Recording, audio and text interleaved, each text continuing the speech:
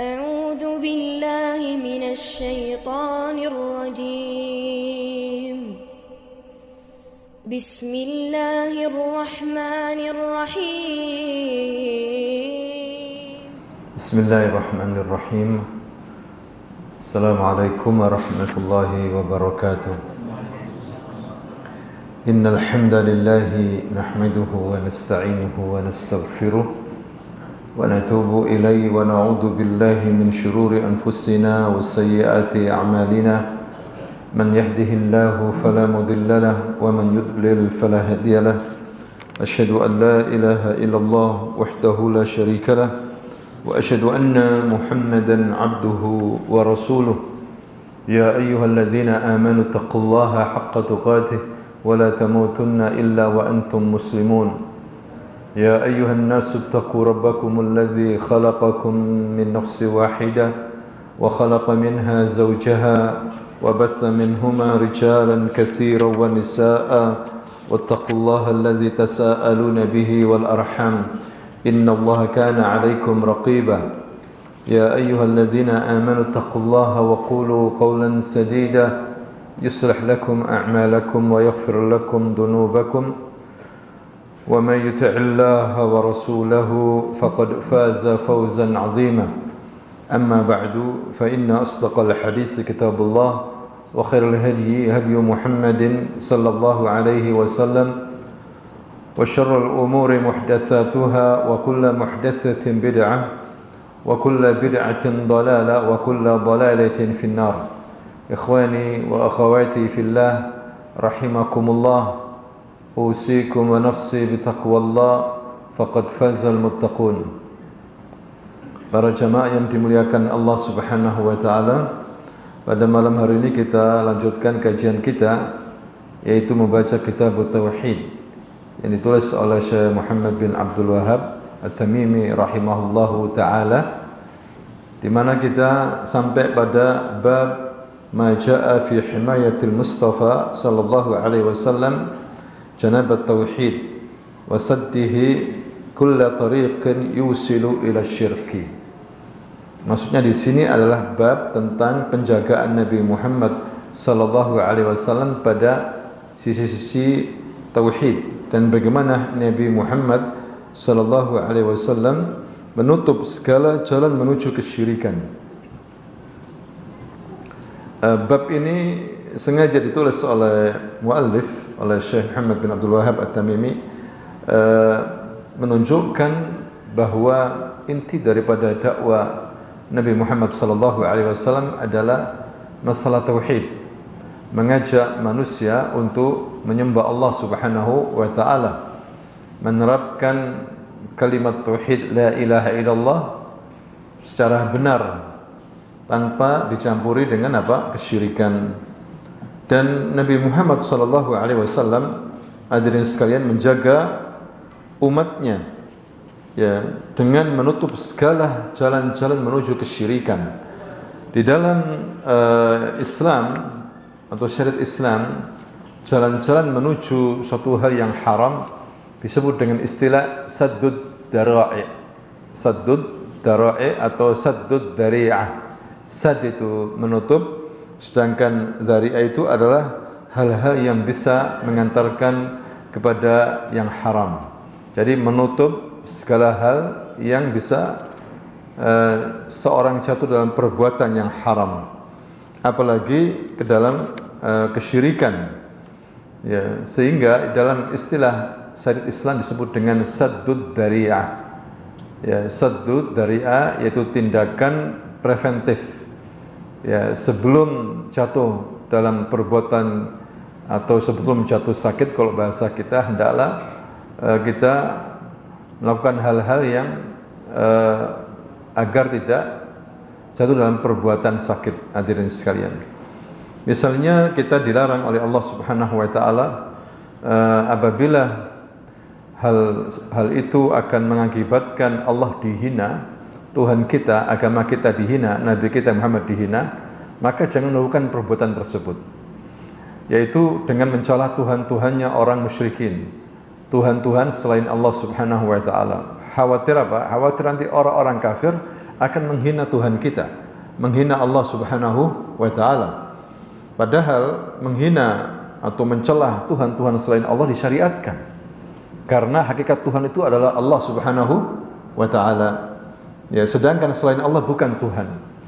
Maka Nabi Ibrahim, nabi-nabi yang lainnya, Nabi Musa, itu jelas-jelas di dalam Al-Qur'an menghina ya dan mencela orang-orang yang menyembah selain Allah Subhanahu wa taala, dan mencela Tuhan-Tuhan selain Allah yang tidak bisa berbuat apa-apa, yang tidak bisa melihat, tidak bisa mendengar berhala-berhala yang mereka sembah.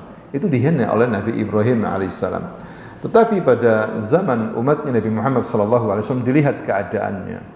Jika mereka orang-orang kafir itu semakin marah apabila Tuhan mereka dihina, ya, maka mereka akan menghina Tuhan kita, yaitu menghina Allah Subhanahu wa taala. Ada larangan hal ini di dalam surah Al-An'am ayat 108. Allah Subhanahu wa taala berfirman, "Wala tasubbul ladzina yad'una min dunillah fayasubbullaha adwan bighairi ilm." Allah Subhanahu wa taala mengatakan, dan janganlah kalian memaki-maki sembahan-sembahan Tuhan-Tuhan yang mereka sembah selain Allah, karena mereka nanti akan memaki Allah dengan melampaui batas tanpa ilmu. Jadi di sini ada saddud dari'ah, menutup hal-hal yang berakibat lebih besar. Ya, ini penting sekali, jangan dilakukan. Nanti khawatir mereka akan melakukan tindakan-tindakan yang lebih besar lagi. Ya, terutama mencela Allah, mencela agama Islam, dan mencela Nabi Muhammad sallallahu alaihi wasallam. Misalnya hadirin sekalian, tentang bab ini, para sahabat saat itu memanggil Nabi Muhammad sallallahu alaihi wasallam dengan kata ra'inah, undurnah. Ra'inah itu artinya bagus. Perhatikan kami ya Muhammad, ya Rasulullah. Lihatlah keadaan kami, undurnah, seperti itu. Ya, sebagaimana meniru orang Yahudi. Ya, tetapi orang Yahudi, hadirin sekalian, kata ra'inah itu bukan perhatikan kami, tapi suatu arti yang sangat hina, yaitu kamu tolol, kamu ahmak, kamu itu bodoh. Maka para sahabat dilarang memanggil Nabi dengan kata ra'inah. Sebagaimana Allah Subhanahu wa taala berfirman dalam surah Al-Baqarah ayat 104, "Ya ayyuhalladzina amanu la taqulu ra'ina wa qulu unzurna wasma'u walil kafirina azabun alim." Hai orang-orang yang beriman, janganlah kamu katakan kepada Muhammad ra'ina, tetapi katakan undurna atau dengarlah, seperti itu. Dan bagi orang-orang kafir siksaan yang sangat pedih. Ya, jadi di sini para sahabat dilarang memanggil Nabi Muhammad sallallahu alaihi wasallam dengan ra'inah. Ya, walaupun dalam bahasa Arab artinya bagus, ra'inah, perhatikan kami. Ya, panggil Rasulullah atau dipanggil dengan undurna wasma'u, seperti itu. Karena ra'inah, kebiasaan orang Yahudi, ra'inah itu dengan panggilan yang tidak baik. Ya, kalau sudah dipanggil ra'inah, maksudnya hai orang bodoh, kamu itu ahmak, kamu itu pandir, seperti itu. Saddud dari'ah, menutup segala hal yang menuju ke perbuatan ekstrem, disebut dengan saddud dari'ah. Ini ada dalam agama Islam, syariat Nabi Muhammad sallallahu alaihi wasallam. Misalnya zina adalah perbuatan haram, perbuatan yang buruk. Maka Islam menutup pintu hal-hal yang bisa menuju ke mana? Perzinahan. Ya, seperti mengumbar pandangan secara liar, ya, atau melarang berkhalwat wanita dan laki-laki yang bukan mahramnya menyendiri, atau suka menyendiri seperti itu, atau suka menyentuh lawan jenis, meraba lawan jenis, ya, tanpa ada hal yang sangat penting sekali. Ini dilarang dalam Islam, karena hal-hal seperti ini adalah menjurus kepada perzinahan. Sebagaimana Allah Subhanahu wa taala berfirman, "Wala taqrabuz zina." Jangan engkau dekati zina. "Innahu kana fahishatan wa sa'a sabila." Sesungguhnya perbuatan zina itu adalah fahisyah, keji, wasa'a sabila, dan jalan yang buruk. Maka hal-hal yang bisa mendekatkan ke perbuatan zina, maka itu dilarang. Hadirin sekalian, disebut dengan apa? Saddud dari'ah. Begitu juga contoh yang lain, misalnya masalah bab ini bagus sekali penulis menaruh bab ini, ya, yaitu apa? Di dalam Islam kita disuruh untuk bersaudara. Ya, innamal mu'minuna ikhwah. Sesungguhnya orang-orang beriman itu apa? Bersaudara. Fa aslihu baina akhawaikum. Maka hendaklah kamu memperbaiki hubungan di antara saudara kamu. Wattaqullaha la'allakum turhamun. Hendaklah kamu bertakwa kepada Allah agar kamu disayangi. Maka hadirin sekalian, hal-hal yang bisa menjurus kepada pertikaian, putusnya persaudaraan itu dilarang, diharamkan dalam Islam. Misalnya orang itu berbuat ghibah, yaitu menyebut aib saudaranya. Ya, ini bisa mengakibatkan pertikaian. Kemudian mencari-cari aib, tajassus, ya, tajassus mencari aib, atau memanggil dengan panggilan yang sangat buruk yang bisa menimbulkan kemarahan. Ya, orang itu mulai kecil dinanti oleh kedua orang tuanya, lahir, kemudian orang tuanya mempersiapkan nama berhari-hari, mana nama yang paling cocok, yang paling baik, kemudian diakikoi. Ya, dia gembira dengan kelahiran anak, udah dikasih nama yang baik, ternyata ketika besar dipanggil oleh temannya dengan panggilan yang buruk. Maka ini akan mengakibatkan pertikaian. Sehingga Islam melakukan saddud dari'ah, yaitu menutup segala hal-hal yang menuju ke pertikaian sampai terputusnya persaudaraan. Apalagi hadirin sekalian, hal-hal yang menuju kepada kesyirikan. Maka saddud dari'ah atau jamannya saddud dara'i ini penting sekali. Nabi kita Muhammad sallallahu alaihi wasallam yaitu sangat hati-hati dan memperingatkan umatnya jangan sampai jatuh dalam perbuatan syirik. Karena perbuatan syirik itu dosa besar, bahkan dosa yang paling besar. Kalau orang mati dalam keadaan berbuat syirik belum bertobat, tidak akan diampuni oleh Allah, dan seluruh amal kebaikannya dihapus oleh Allah Subhanahu wa taala, dan dia terancam dengan neraka selama-lamanya. Maka hal-hal yang menjurus kepada kesyirikan ini harus ditutup. Apalagi seorang tokoh, kiai atau ustadz, hadirin sekalian, jangan sampai umat Islam jatuh dalam perbuatan syirik. Ya, makanya Nabi Shallallahu Alaihi Wasallam itu melarang membangun kuburan, dilarang dibangun kuburan di semen, ya, dibangun seperti rumah, kemudian dikasih lampu, ya, seperti itu, dikasih permadani, atau dibangunkan kasur, ya, seperti itu. Karena dia kuburan seorang tokoh, makanya dilarang oleh Nabi. Nabi kita melarang hal itu. Hendaklah diperhatikan hadirin sekalian, terutama para ustadz, ya, para kiai, para ulama. Jangan sampai umat Islam jatuh dalam perbuatan syirik. Ini namanya saddud dzari'ah. Ya, dan Nabi kita Muhammad sallallahu alaihi wasallam terdepan tentunya dalam melakukan saddud dzari'ah. Ya, sangat sayang sama umatnya Nabi kita Muhammad sallallahu alaihi wasallam. Rasulullah sallallahu alaihi wasallam menginginkan umatnya semuanya masuk surga. Ya, kalau bisa masuk surga semuanya, menjauhi neraka, seperti itu. Maka Umar bin Khattab, salah satu murid Rasulullah, salah satu sahabat Rasulullah sallallahu alaihi wasallam. Waktu itu Umar melihat pohon di daerah Hudaybiyah tumbuh besar rindang, melebihi daripada pohon-pohon yang lainnya.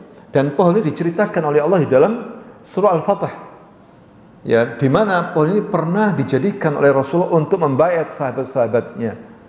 Namanya Bai'atul Ridwan atau Bai'atul Syajarah. Membaiat Nabi di bawah pohon. Ya, diceritakan oleh Allah di dalam surah Al-Fatah. Waktu itu tahun ke-6 Hijriah, para sahabat dan juga Nabi rindu ingin ke Mekah untuk umrah. Mereka sudah lama tidak umrah setelah hijrah ke Madinah. Niatnya untuk umrah. Ya, maka Nabi bersama 1.400 sahabat ingin umrah. Mereka memakai baju ihram di Dzul Hulaifah, miqat bagi ahli Madinah, atau sekarang disebut dengan Bi'r Ali atau Abyar Ali. Ya, dulu namanya apa? Dzulhulaifah. Nama miqat bagi penduduk Madinah atau siapa saja yang mau umrah dari Madinah, maka miqatnya apa? Dzulhulaifah atau Abyar Ali. Mereka semuanya memakai baju ihram. Bukan niat untuk berperang, niat umrah. Maka berangkatlah Nabi dan para sahabatnya sampai di Hudaybiyah. Nabi mendengar bahwa orang-orang Quraisy sudah mempersiapkan pasukan tentara yang besar, terutama juga ada Khalid bin Walid ya sebagai pimpinan pasukan saat itu ingin menghadang bagaimanapun caranya orang muslimin tidak masuk Mekah. Padahal mereka niat umrah. Akhirnya Nabi melihat kenyataan seperti ini, Nabi berhenti di Hudaybiyah. Ya, maka terjadilah perundingan-perundingan, pengutusan, termasuk yang diutus adalah Utsman bin Affan untuk berunding. Nabi memilih Utsman bin Affan karena Utsman bin Affan ini mahbub, dicintai orang Quraisy. Mahbub indal muslimin wa mahbub indal Quraisy. Maka diutus Utsman bin Affan. Ternyata Utsman bin Affan ini terlambat datang. Bahkan timbul isu bahwa Utsman ini dibunuh oleh orang Quraisy. Maka Rasul tidak terima dengan hal ini. Dan umat Islam bersumpah akan membalas setiap darah yang keluar dari tubuh Utsman. Ya, maka dibayat Rasulullah, sumpah setia untuk membela Rasulullah, membela Utsman walaupun bagaimanapun. Walaupun mereka tidak siap perang, bukan dengan senjata perang. Ya, sehingga baiat ini disebut dengan Bai'atul Ridwan atau Bai'atul Syajarah atau Bai'atul Hudaybiyah atau Sulhu Hudaybiyah atau Bai'atul Maut. Nah, orang-orang yang terlibat dalam Bai'atul Hudaybiyah atau Bai'atul Ridwan ini semua dijamin masuk surga oleh Allah Subhanahu wa taala. Jumlah mereka 1.400 orang lebih. Hadirin sekalian. Ya, membela Utsman. Ternyata Utsman balik ke Rasulullah. Ternyata Utsman tidak dibunuh. Utsman ini dijamu oleh tokoh-tokoh Quraisy. Bukan dibunuh tapi dijamu. Lihat di sini kedudukan Utsman ibn Affan, orang yang mulia, orang yang terhormat, baik di sisi musuh apalagi di kalangan apa? Umat Islam. Ternyata semuanya menjamu Utsman. Dijamu Utsman, dijauh makan, mampir sana, mampir sini. Tapi Utsman disuruh tawaf tidak mau. Disuruh umrah dulu tidak mau. Saya tidak akan tawaf, saya tidak akan umrah sebelum Rasul melakukan tawaf dan umrah dulu. Saya tidak mau melangkahi Rasulullah. Ya, maka Utsman menghadiri jamuan-jamuan mereka sehingga terlambat dan disebar isu bahwa Utsman qutil, yaitu dibunuh. Maka terjadilah Bai'atul Maut, Bai'atul Syajarah di bawah pohon. Maka setelah meninggalnya Rasulullah sallallahu alaihi wasallam, pohon ini tumbuh besar, hadirin sekalian. Tumbuh besar dan kemudian dikeramatkan. Kalau bahasa kita dikeramatkan, atau datang banyak orang dari segala penjuru ya di negeri Arab datang ke Hudaybiyah untuk menuju pohon itu guna mencari berkah atau ngalap berkah. Karena pohon ini besar, punya sejarah. Di situ Nabi membayat para sahabatnya dan disebutkan dalam surah Al-Fatah ya, tahta syajarah, mereka yubayyi'unaka tahta syajarah, membayat kamu di bawah pohon ini, pohon yang penuh sejarah. Umar melihat hal ini bahaya. Umar melihat bahaya sekali ketika banyak orang datang ke pohon itu dari banyak kota mencari berkah di pohon itu, ini bahaya. Maka Umar memerintahkan agar pohon itu ditebas, dipotong, ditebang, hadirin sekalian. Padahal itu situs bersejarah, situs yang diabadikan dalam Al-Quran, tapi Umar tidak peduli. Ini bahaya, ini fitnah. Ya, maka harus ada saddud dari'ah, yaitu menutup hal-hal yang bisa menjulus kepada kesyirikan. Maka Umar tidak panjang lebar, langsung kemudian dipotong. Walaupun banyak orang protes, tidak peduli. Dipotong, ditebang, selesai sudah. Tidak ada orang datang lagi untuk mencari berkah di mana? Di pohon itu. Nah, ini namanya saddud dari'ah. Maka Rasulullah SAW juga melakukan hal ini, hadirin sekalian. Oleh karena itu, di sini penulis Muhammad bin Abdul Wahhab At-Tamimi membawakan firman Allah dalam surah At-Taubah ayat 128 yang berbunyi, laqad ja'akum rasulun min anfusikum azizun 'alaihi ma 'anittum harisun 'alaikum bil mu'minina raufur rahim. Laqad ja'akum rasulun min anfusikum, telah datang seorang rasul kepada kalian dari diri kalian, dari bangsa kalian sendiri, dari kaum kalian sendiri. Azizun 'alaihi ma 'anittum, berat rasa yang dialami oleh Nabi ini atas penderitaan kalian. Jadi Nabi ini merasa berat. Nabi ini diberitahu oleh Allah bahwa umatnya banyak menderita. Maka ketika umatnya menderita, Nabi ini terasa berat sekali.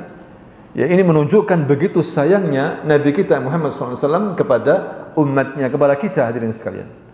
Apalagi dia diberitahu tentang masa-masa kedepannya, masa dekat hari kiamat Islam banyak yang menderita.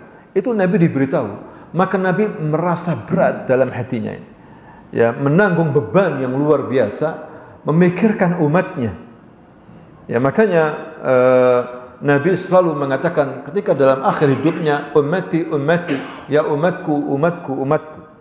Bahkan dia mengeluh kepada Allah, pertama kali dia minta tolong terhadap umatnya, ummati ummati, ya Rabb, umatku umatku, ya, jangan sampai mereka sengsara. Maka Nabi sangat perhatian sama kita, harisun 'alaikum, dan sangat menginginkan keimanan dan keselamatan untuk kalian. Bil mu'minina raufur rahim, kepada orang-orang beriman Nabi itu sangat belas kasih sayang. Nah, itulah hadirin sekalian, penulis di sini memberitahukan kepada kita bahwa Nabi ini orang yang kasih terhadap umatnya. Ya, seperti Nabi SAW bersabda, hadirin sekalian, ma baqiya syai'un yuqarribu minal jannah yuwa'iduni minan nar illa waqad buyyina lakum. Nabi Muhammad mengatakan tidaklah ada sesuatu yang dapat mendekatkan ke surga atau menjauhkan kalian dari neraka kecuali aku sudah jelaskan. Tidak ada hal mulai kecil sampai yang besar yang bisa mendekatkan diri kita untuk bisa masuk surga kecuali sudah dijelaskan sama Nabi. Bagaimana caranya, bagaimana melakukannya. Dari hal kecil sampai yang besar yang bisa menuju ke surga. Ya, sampai masalah wudu kalau kita kerjakan dengan ikhlas, maka kita akan diberikan oleh Allah janji akan masuk surga dari 8 pintu surga yang bisa kita masuki. Hanya dengan wudu saja. Itu dijelaskan sama Nabi. Dan tidak ada sesuatu hal yang kecil maupun yang besar yang bisa mendekatkan diri ke neraka, maka Nabi menyuruh untuk menjauhi. Ya, semua dijelaskan sama Nabi Muhammad sallallahu alaihi wasallam. Sampai seseorang ketika mau BAB, mau kencing, dijelaskan harus menghadap kemana, ya, bagaimana caranya, adabnya, dijelaskan oleh Nabi. Minal khira'a ilal khilafah, dari masalah ghaid, dari masalah orang masuk kamar mandi sampai masalah pemerintahan sudah dijelaskan oleh Nabi Muhammad sallallahu alaihi wasallam. Sehingga hadirin sekalian, Islam ini din syamil kamil, agama yang sempurna, agama yang sangat lengkap sekali, agama Islam ini yang dibawa oleh Nabi. Apalagi hal-hal yang menjurus kepada kesyirikan, Nabi sangat menutup semuanya, pintu-pintu mengarah ke sana. Karena Nabi tahu namanya iblis dengan tentaranya, setan-setan minal ins wal jin, dari bangsa manusia maupun dari bangsa jin. Iblis laknatullah alaih itu ulet sekali, menggoda manusia siang dan malam, tak kenal waktu, hadirin sekalian. Maka lihat bagaimana iblis ini dalam sejarah misalnya merayu kaumnya Nabi Nuh alaihissalam. Tidak langsung, ulet betul. Ya, dari generasi ke generasi dia rayu, pertama suruh menggambar sosok tokoh mereka, ulama mereka dilukis. Ya, sampai datang generasi berikutnya disuruh membuat patung, belum disembah masian. Sampai datang generasi berikutnya baru disembah selain Allah SWT. Lihat bagaimana iblis ulet sekali menggoda manusia agar jatuh dalam perbuatan syirik. Maka di sini hadirin sekalian, Nabi kita Muhammad sallallahu alaihi wasallam mengingatkan umatnya jangan sampai berbuat syirik. Jangan sampai membuat hal-hal atau berbuat hal-hal yang bisa jatuh dalam perbuatan syirik. Dan ini harus kita perhatikan, harus serius kita. Ini untuk kepentingan kita sendiri. Maka pentingnya di sini belajar ilmu apa? Tauhid. Belajar ilmu apa? Tauhid. Terutama zaman seperti ini. Makanya Nabi di sini, hadirin sekalian, bersabda dalam hadis riwayat Abu Dawud, Nabi bersabda, "La taj'alu buyutakum qubura." Jangan jadikan rumah-rumah kalian seperti kuburan. "Wa la taj'alu qabri 'idan." Jangan kamu jadikan kuburanku id. Id ini apa? Hari raya. "Wa sallu 'alayya." Dan hendaklah kalian salawat terhadapku, fa inna salatakum tablughuni haitsu syi'tum. Karena salawatmu yang kamu ucapkan kepadaku itu sampai kepadaku dimanapun kamu berada. Di sini ada dua larangan, satu perintah. Ya, yang pertama maksudnya larangan dari Rasulullah agar kita jangan menjadikan rumah kita ini sebagai apa? Kuburan. Kemudian jangan menjadikan kuburan Nabi sebagai id. Kemudian satu perintah, dua larangan, satu perintah. Hendaklah kita ini apa? Salawat dan salam kepada Nabi Muhammad sallallahu alaihi wasallam sebanyak-banyaknya. Ya, apa yang dimaksud hadirin sekalian? Jangan jadikan rumah kita sebagai kuburan. Maksudnya jangan sampai rumah itu tidak ada ibadah, tidak ada bacaan Quran, tidak ada salat. Ya, makanya Nabi mengatakan, "Inna syaitana yanfiru minal bait alladhi tuqra'u fihi suratul Baqarah." Sesungguhnya syaitan itu tidak akan masuk, artinya lari dari rumah yang dibacakan surah apa? Al-Baqarah. Ya, lari. Artinya kalau kita tidak ada bacaan Quran di rumah rumah syaitan. Hadirin sekalian, yang ada hanya musik saja. Itu rumah syaitan. Walaupun kelihatannya bercahaya, besar rumahnya, itu rumah setan. Karena tidak ada Al-Quran, tidak ada zikir, tidak ada salat. Jadikan salat-salat sunnahmu di rumahmu, kata Nabi.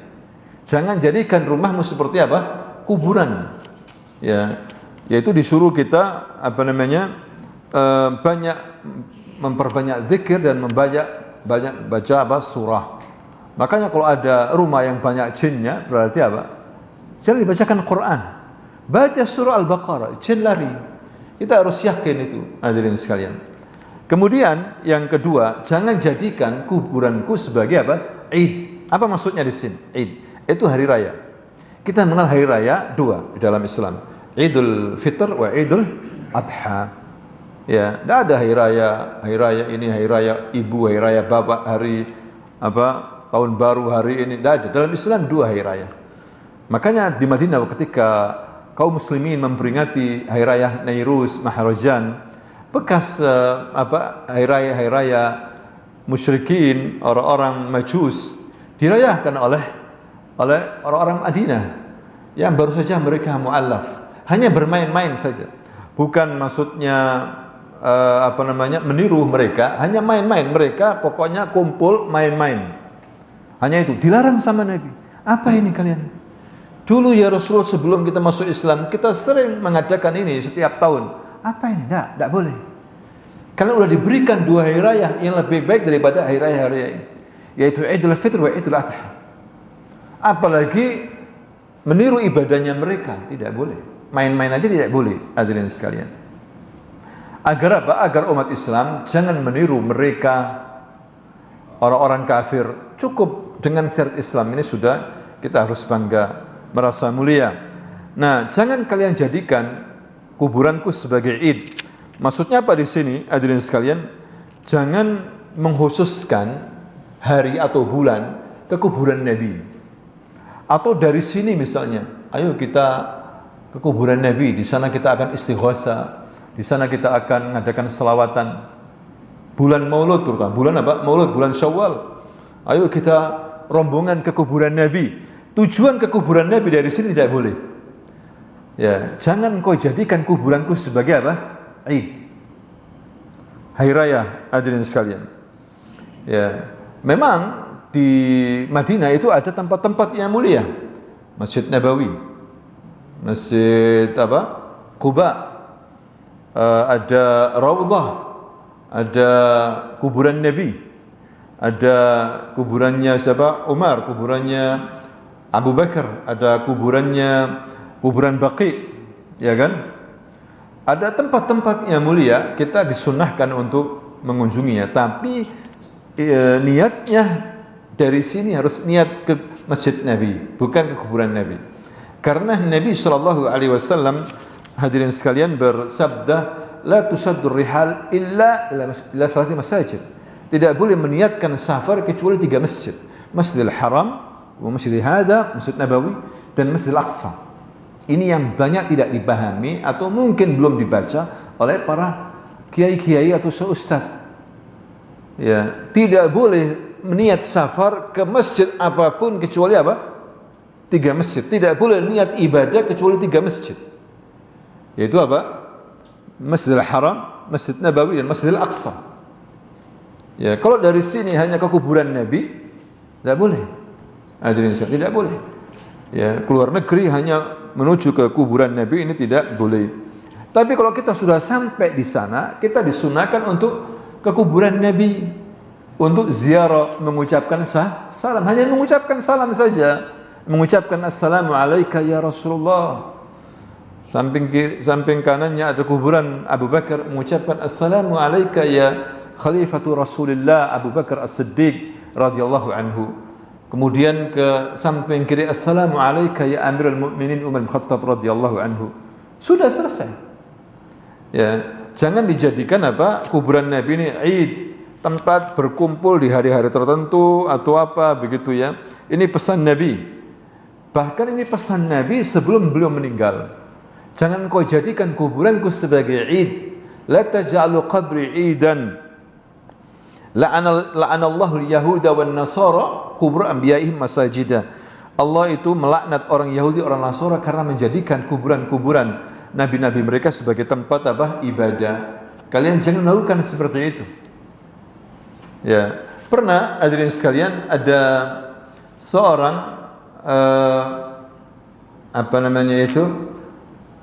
datang dari rumahnya jauh, mungkin luar kota rumahnya. Pada zaman Ali bin Husain bin Ali ibn Abi Thalib, cucunya siapa? Cucunya Sayyidina Ali. Ya, Ali bin Husain bin Ali bin Abi Thalib. Waktu itu Ali bin Husain bin Ali ini lagi ingin berkunjung rumahnya Fatimah, jaddatuh, yakni neneknya. Ingin lihat bagaimana sih rumah neneknya dulu itu. Ya, kan gak jauh dari kuburan Nabi. Dan kuburan Nabi dari dulu tertutup memang. Dibuat tertutup sampai sekarang ini. Dibuat supaya orang tidak lama-lama di situ. Kemudian dia melihat ada seseorang di situ. Kok lama betul, mungkin sampai malam begitu. Akhirnya Ali bin Husain bin Ali bin Abi Thalib keluar dan memanggil orang itu, "Ta'al ya fulan, man anta? Siapa kamu? Kamu dari mana?" "Saya dari jauh." "Kenapa kamu di sini?" "Saya ingin berikan salam kepada Rasulullah." "Tapi beri salam kok lama betul? Apa yang kamu lakukan di sini?" Ini siapa? Ahli bait Ali bin Husain bin Ali bin Abi Thalib. "Kenapa kamu harus lama di sini? Bukankah kamu ngasih salam? Selesai salam pulang kamu, selesai. Bukankah kamu rumah jauh?" Ingat sabda Nabi. Nabi pernah bersabda, "La tusaddur rihal illa ila salati masajid." Tidak boleh diniatkan safar kecuali 3 masjid, yaitu Masjid Al-Haram, Masjid Nabi, dan Masjid Al-Aqsa. Salah satu masjid. Dan kamu dari rumahmu ke kuburan beri salam. Tidak boleh seperti ini. Tidak boleh. Pulang kamu sudah. Jangan lama-lama di sini. Cukup berikan salam, pergi. Tidak ada sahabat yang mengajarkan seperti ini, tidak ada. Dia menasihati, mengajari orang tadi yang bodoh, hadirin sekalian. Ya. Nah, ini lihat hadirin sekalian bagaimana sabda Nabi itu kuat di sini. Nabi sangat perhatian jangan sampai umatnya datang dari jauh-jauh hanya kemana? Kuburan.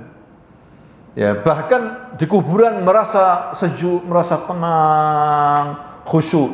Ke masjid enggak merasa khusyuk. Kalau masuk kuburan ya apa begitu. Tapi kalau masjid hanya ngantuk saja di masjid. Di masjid ngantuk. Kalau ke kuburan, masya Allah, pingin apa, pingin diberkahi, pingin seperti itu. Bahkan dibangun kuburan, sekarang kuburan para tokoh-tokoh dibangun, dibuat musola, sehingga ada namanya tahiyatul kubur. Tahiyatul apa? Kubur, bukan tahiyatul masjid, tahiyatul kubur. Nah, hadirin sekalian, Nabi sudah memperingatkan. Nabi mungkin diberitahu oleh Allah bahwa umatnya akan jatuh dalam perbuatan syirik. Fitnah kubur min a'zamil fitan. Fitnah kubur ini termasuk fitnah yang paling besar. Kuburan nabi-nabi di Syam, belum tentu itu kuburan Nabi. Tidak ada dalil yang jelas ini kuburan Nabi Syuaib, tapi dibuat dan orang mengunjungi ke sana. Ya, dibuat seperti itu, megah. Orang sholat sunnah di situ. Tidak ada tuntunannya, hadirin sekalian. Ya, jangan kamu sholat di depan kubur. Ya, berapa banyak orang sholat di kuburan itu banyak. Kalau sholat sholat mayit, tidak ada masalah. Sholat mayit boleh di kuburan, karena belum menyolatkan misalnya, terlambat menyolatkan, sholat mayit di kuburan. Bukan sholat sunnah, bukan sholat yang ada rukuk sujudnya. Hanya sholat mayit. Ini ada dasarnya ketika Nabi SAW waktu itu, hadirin sekalian, Rasul suka orang itu membersihkan masjid. Ketika Masjid Nabawi dibangun, ada sahabat yang At-Tamim Ad-Dari menyuruh budaknya untuk mengambil minyak dan membuat penerangan di masjid. Maka Nabi mengatakan, siapa yang menerangi masjid ini, semoga dia akan diterangi oleh Allah. Saya, ya Rasulullah. Dipuji sama Nabi. Ya, ngasih wangi-wangian berupa dupa begitu, kasih dupa. Nabi suka dupa yang isinya wangi. Ya, ini menunjukkan bahwa masjid harus wangi. Kemudian Nabi juga senang melihat masjid dibersihkan. Waktu itu Nabi melihat ada wanita sauda, perempuan hitam, suka membersihkan masjid. Kalau pagi bersihkan masjid seperti itu, atau sebelum subuh dia udah membersihkan masjid. Dilihat oleh Nabi, Nabi suka dengan perbuatan wanita ini yang suka membersihkan Baitullahil Haram, Baitullah, rumah Allah Subhanahu wa taala.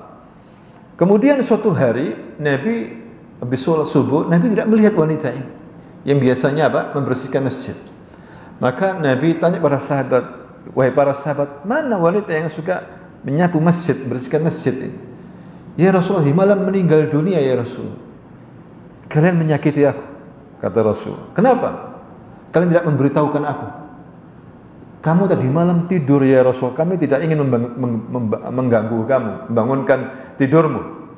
Kenapa kalian tidak membangunkan aku? Sehingga aku bisa mensolati jenazahnya. Sekarang tunjukkan kuburannya mana. Maka tunjukkan kuburannya. Di situ Nabi mensolati jenazahnya dan mendoakan wanita ini. Ini boleh hadirin sekalian karena emergensi. Salat jenazah di kuburan. Tapi bukan sering begitu ya. Tapi kemudian sholat sunnah, orang sholat di kuburan, menghadap kuburan, tidak ada dasarnya, bahkan ada larangan. Kenapa semuanya dilarang? Karena saddud dzari'ah. Apa itu saddud dzari'ah? Menutup segala hal-hal yang menjurus kepada hal yang haram. Saddud dzara'i' atau saddud dzari'ah. Itulah Nabi kita Muhammad sallallahu alaihi wasallam. Jadi yang dimaksud dengan menjadikan kuburan Nabi sebagai id, yaitu sengaja bersafar secara khusus untuk ziarah makamnya Nabi Muhammad sallallahu alaihi wasallam, atau berkumpul khusus pokoknya setiap tahun pada bulan tertentu, yaitu biasanya Syawal, bulan Maulud, itu pergi ke kuburan Nabi. Mereka mengadakan istighosa di sana. Hadirin sekalian, kalau ini adalah suatu hal yang baik, maka tentu para sahabat pertama dulu yang melakukan seperti ini. Tapi sahabat tidak ada. Hadirin sekalian, jadi kuburan menurut Islam itu, menurut Ahlus Sunnah, kuburan sederhana, ya tidak ditulis kalau bisa, tidak disemen, tidak diberi penerangan, tidak usah dikasih lampu. Ya. Kemudian beda dengan kuburan menurut ahli bid'ah. Ya harus dibuat tinggi, kemudian dibangun kalau bisa musholla di situ, apalagi kuburannya tokoh atau wali. Ya. Dan kemudian mereka minta di kuburan itu. Ya, beda dengan ahli sunnah. Ziarah kubur sunnah, mendoakan penghuni kubur, bukan minta kepada penghuni kubur, mendoakan penghuni kubur agar tidak diazab, diberikan nikmat kubur oleh Allah Subhanahu wa taala. Nah, inilah hadirin sekalian, bab ini penting sekali dibawakan oleh Syekh Muhammad bin Abdul Wahhab rahimahullah, yaitu bab di mana Nabi melindungi umatnya jangan sampai jatuh dalam perbuatan syirik. Sehingga dilarang kita meniatkan perjalanan menuju kuburan, ya, menuju masjid aja tidak boleh kecuali 3 masjid, apalagi kuburan. Ya, walaupun kuburan Nabi Muhammad sallallahu alaihi wasallam, kuburan yang paling mulia di dunia ini kuburan Nabi Muhammad, dan jelas tempatnya jelas. Kalau kuburan Nabi yang lainnya enggak jelas. Kuburan Nabi Ibrahim di Al-Khalil sekarang, Khalil di daerah Israel sana, Khalil. Tapi daerah luas, di mana tempatnya wallahu a'lam. Tak tahu. Walaupun orang-orang mengklaim ini kuburan Nabi Musa, ini kuburan Nabi Ibrahim, kuburan Nabi Lut, kuburan Nabi ini, masih dalil. Tidak ada dalil yang sharih, yang jelas. Illa kuburan Nabi. Kecuali kuburannya siapa? Nabi Muhammad sallallahu alaihi wasallam. Kuburan yang paling mulia di dunia ini, hadirin sekalian. Tapi walaupun begitu, tidak boleh kita berlebihan. Ali bin Husain bin Ali bin Abi Thalib melarang orang berlama-lama duduk di situ, di kuburan Nabi. Cukup memberikan salam, Assalamualaikum ya Rasulullah. Dan tidak perlu berulang-ulang. Misalnya satu paket umrah, tiap hari kuburan Nabi, tiap hari beri salam atau doa di situ, tiap hari, mungkin sehari 3 kali. Ya, seperti itu. Tiap hari untuk apa? Lebih baik ke masjid Nabi. Hadirin sekalian, kita salat ibadah di situ, berdoa di situ, daripada kuburan Nabi. Cukup sekali sudah. Ya, kita datang sana sekali cukup. Ya, itu sunnahnya. Tidak harus berkali-kali. Tetapi kita disuruh sering mungkin mengucapkan salawat dan salam kepada Nabi Muhammad sallallahu alaihi wasallam. Sebanyak-banyaknya. Anda mau berapa kali, kuat berapa kali sehari semalam. Ya, mau 500 kali, 1000 kali, terserah. Kalau Anda sebanyak mungkin, maka Anda dikasih rezeki dari arah yang tidak Anda sangka-sangka. Anda akan diampuni dosa, dikabulkan semua permohonan Anda. Memperbanyak salawat dan salam kepada siapa? Nabi Muhammad sallallahu alaihi wasallam. Hadirin sekalian, Nabi mengatakan begitu. Barang siapa memperbanyak salawat dan salam kepadaku sebanyak-banyaknya, maka kebutuhannya akan dipenuhi, dicukupi oleh Allah Subhanahu wa taala. Dikasih rezeki dari arah yang dia tidak sangka-sangka. Banyak orang sekarang mengatakan, ana pengin ini, perbanyak salawat dan salam terhadap Nabi Muhammad sallallahu alaihi wasallam. Demikianlah hadirin sekalian, mudah-mudahan bermanfaat apa yang bisa kita sampaikan, yaitu tentang bagaimana Nabi kita Muhammad sallallahu alaihi wasallam menjaga umatnya agar jangan sampai terjatuh dalam kesyirikan.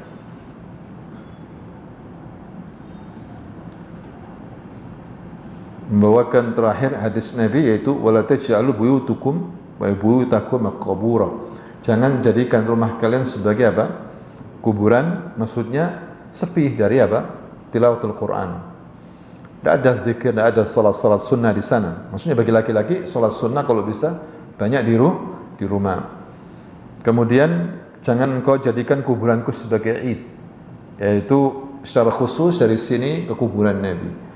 Ya, berkumpul di sana mengadakan mungkin istilahnya tahlilan, istighatsah atau selawatan.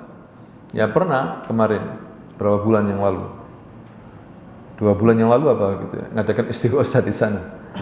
Langsung dicari sama polisi, akhirnya bubar duluan mereka. Seperti itu. Alhamdulillah di sana polisi masih ahli sunnah wal jamaah. Bayangkan kalau jatuh dalam pemerintah yang ahli bid'ah, mungkin kuburan Nabi dibangun dengan emas. Hadirin sekalian, dibuat permadani, dibuat fotonya, wallahu a'lam. Mengerikan sekali. Ini yang dikhawatirkan oleh Nabi terhadap umatnya, ini jatuh dalam perbuatan syirik. Maka hal-hal yang menjurus ke sana dilarang oleh Nabi. Sampai Nabi mengingatkan, kuburanku, jangan kalian kumpul-kumpul setiap tahun di sana. Ya, khusus untuk niat ke kuburan Nabi tidak boleh. Tapi kalau kita niat ke masjid Nabi, sampai di sana kita ke mana? Ke kuburan Nabi, ke Raudhah atau ke kuburan Baqi, ke makam syuhada Uhud, ya, ke mana itu Masjid Quba, maka ini disunahkan dan berpahala hadirin sekalian. Subhanakallahumma wa bihamdika asyhadu an la ilaha illa anta astaghfiruka wa atubu ilaik. Assalamualaikum warahmatullahi wabarakatuh.